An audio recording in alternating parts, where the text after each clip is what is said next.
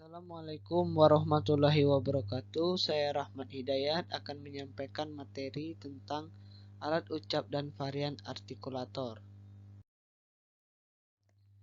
1. Pengertian alat ucap.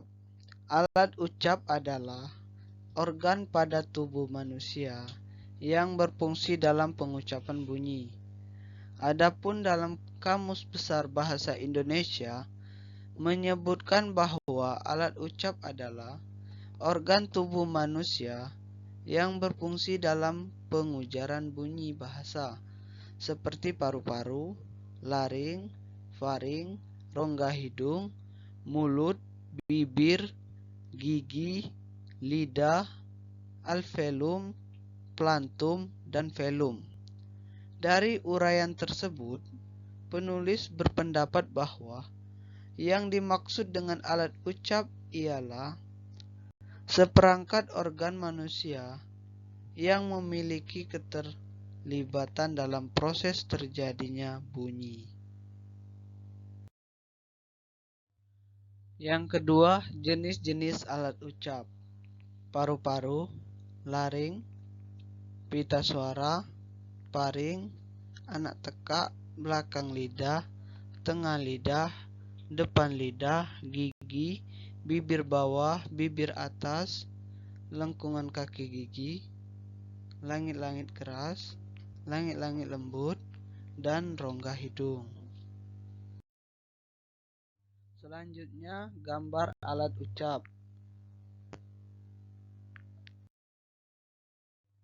Selanjutnya, fungsi-fungsi alat ucap. Yang pertama, paru-paru.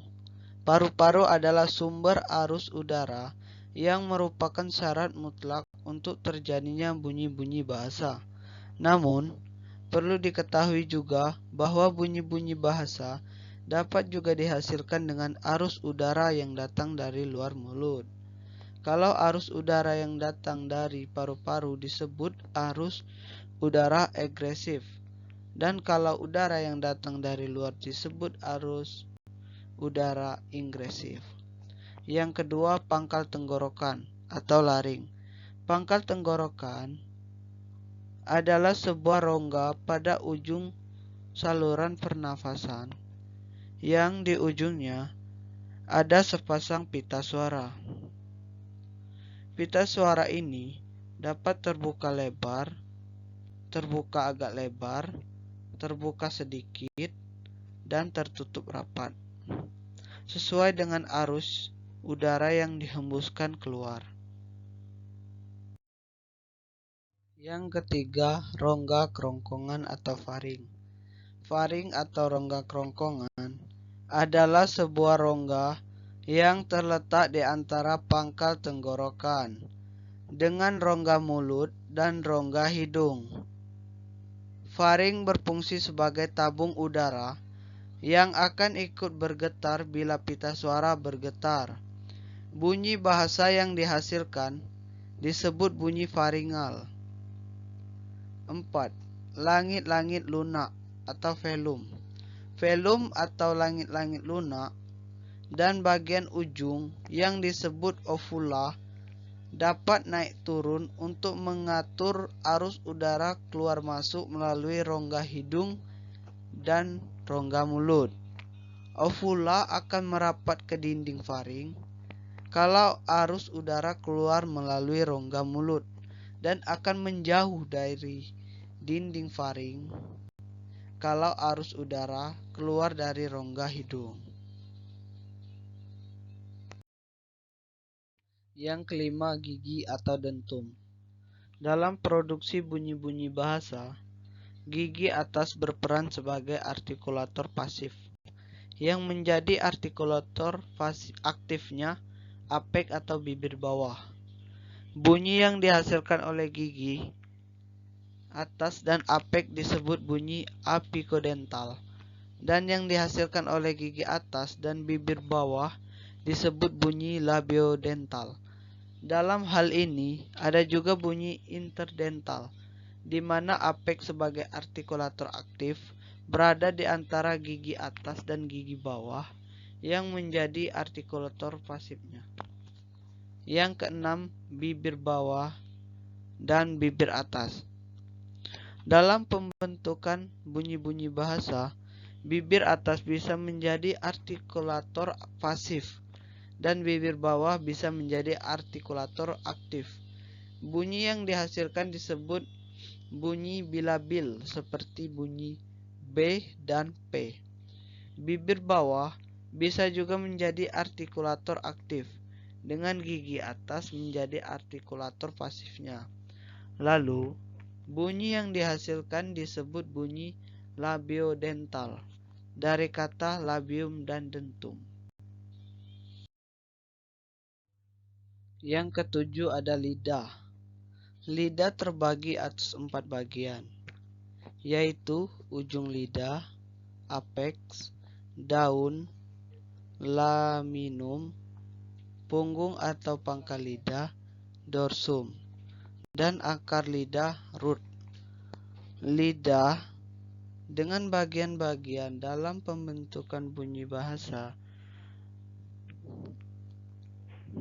selalu menjadi artikulator aktif, yakni artikulator yang bergerak, sedangkan artikulator pasifnya adalah alat-alat ucap yang terdapat pada rahang atas.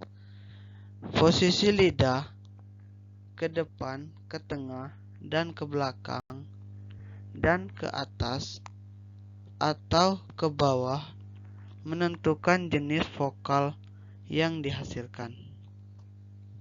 Yang kedelapan, mulut dan rongga mulut. Rongga mulut, kedua belah bibir, atas dan bawah, berperan dalam pembentukan bunyi vokal. Kalau bentuk mulut membundar, maka akan dihasilkan bunyi vokal membundar atau bulat. Kalau mulut tidak bundar atau melebar, akan dihasilkan bunyi vokal tidak bundar. Secara umum, sebuah bunyi yang dihasilkan di rongga mulut disebut oral. Sebagai lawan bunyi nasal yang dihasilkan dari rongga hidung. Yang kesembilan, rongga hidung. Bunyi bahasa yang dihasilkan melalui rongga hidung disebut bunyi nasal. Bunyi nasal ini dihasilkan dengan cara menutup rapat-rapat arus udara di rongga mulut dan menyalurkan keluar melalui apikaleveolar, bunyi nasal laminopalata, dan bunyi nasal dosovelar. Materi yang terakhir, artikulator. Bagian alat ucap yang dapat bergerak, misalnya bagian lidah dan bibir bawah. Artikulator dibagi menjadi dua, artikulator aktif dan artikulator pasif. Artikulator aktif adalah alat ucap yang dapat bergerak untuk menghasilkan bunyi bahasa seperti lidah dan bibir. Sedangkan artikulator pasif, alat ucap yang tidak dapat bergerak, tetapi disebut atau didekati oleh artikulator aktif dalam menghasilkan bunyi bahasa, misalnya gigi atas dan langit-langit. Mungkin itu saja yang dapat saya sampaikan. Semoga bermanfaat. Wassalamualaikum warahmatullahi wabarakatuh.